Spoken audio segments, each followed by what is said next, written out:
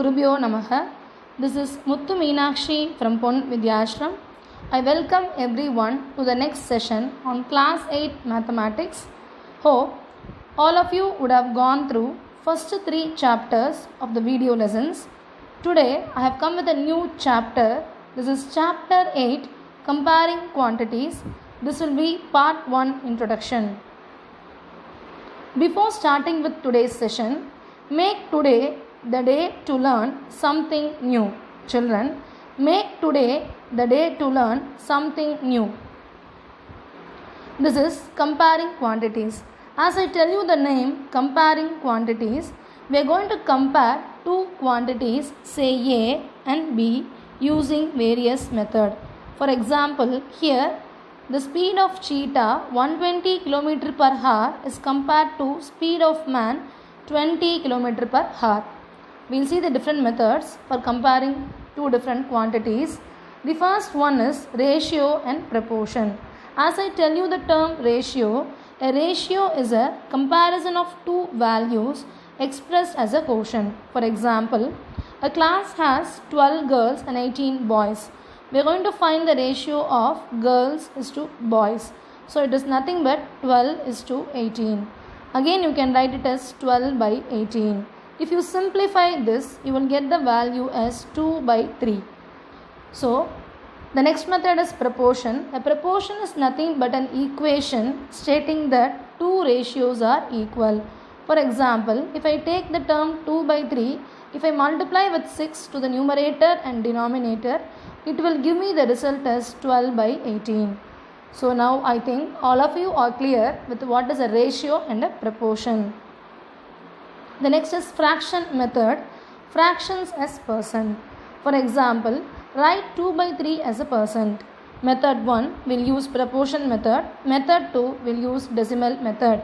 Let us consider 2 by 3 is equal to x by 100. We have learned linear equations. So this 100 division on the left hand side will be transferred to the other side, means it will become as multiplication. So 2 into 100 is equal to 3x. So 200 by 3 is equal to 3x by 3. So the value for x is 66.6.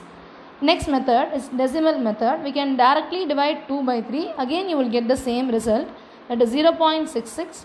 To write it as percentage, multiply by 100, the result is 66.6. So you can use both the methods, either proportion method or decimal method. Now we will just recollect what is unitary method. Here the cost of 1 pen is rupees 12 and cost of 6 pence is rupees 72. We have already learned this in lower classes. To find the value of 1, you will use the arithmetic operation division. To find the value of many, you will use the arithmetic operation multiplication, that is m. So to find the value of many, you will use the arithmetic operation multiplication. Next it is percentage and amounts. So to calculate the percentage of an amount, write the percent as a fraction and multiply the amount. So you can use this as percent by 100 into amount. For example, 11% of 40. I have already told you what is half. Half is nothing but the arithmetic operation multiplication. So 11 by 100 into 40, that is equal to 440 by 100, that is nothing but 4.4. To calculate the amount as a percentage of total, write the amount over the total and multiply it with 100. So example is 4 by 20 into 100, that is nothing but 20%. Next it is percentage change. Definition of percentage change can be given by percentage change is equal to amount of change by original amount. Suppose if percentage change and original amount are known, then also you can find the amount of change. So in other words, take the percent of the original to find the amount of change. We will discuss some of the formulas for increase percentage and decrease percentage. For increase percentage, it is new value minus initial value by initial value into 100. Similarly, for decrease percentage, initial value minus new value by initial value into 100. So increase is nothing but new value minus initial value, and decrease is nothing but initial value minus new value. We'll consider some of the examples. Percentage change is equal to change by original into 100. For example, a car was bought for rupees 4,000 and 2 years later it was sold for rupees 3,500. Calculate the percentage decrease in the value of the car. That is, here it was bought for 4,000 and sold for 3,500.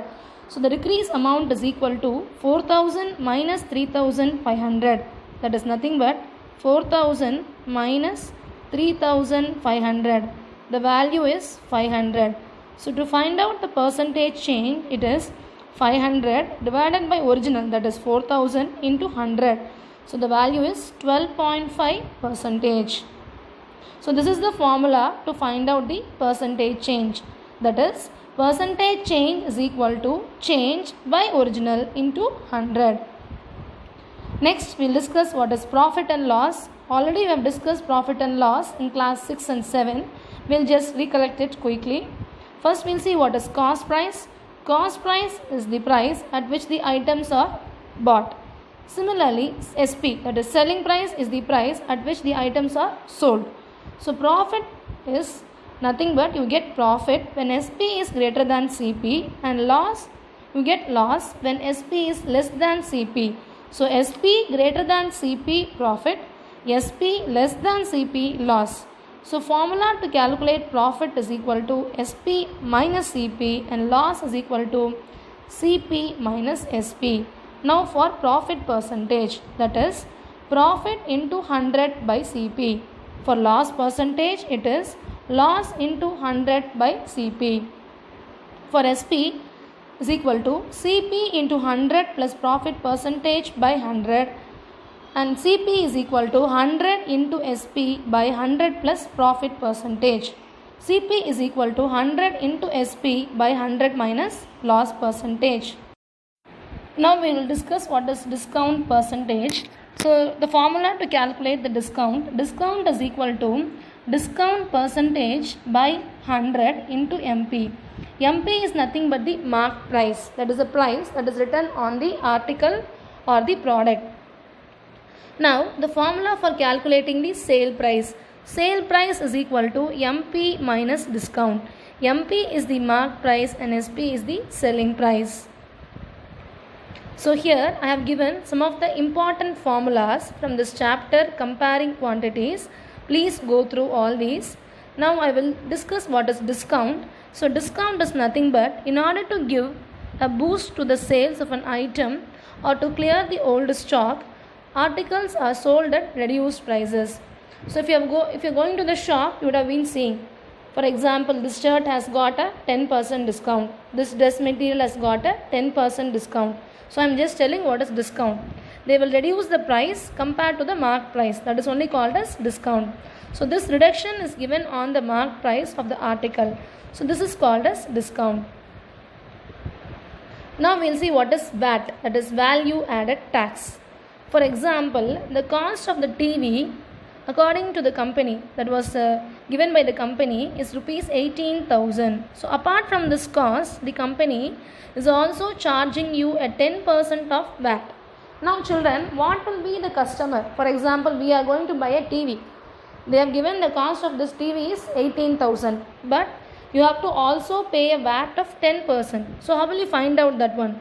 So the amount that has to be paid by the customer including VAT is nothing but the cost price that is given by the company plus 10% of the VAT. That is 10% VAT. So 10% of 18,000. So off means what? We have already discussed, it is multiplication.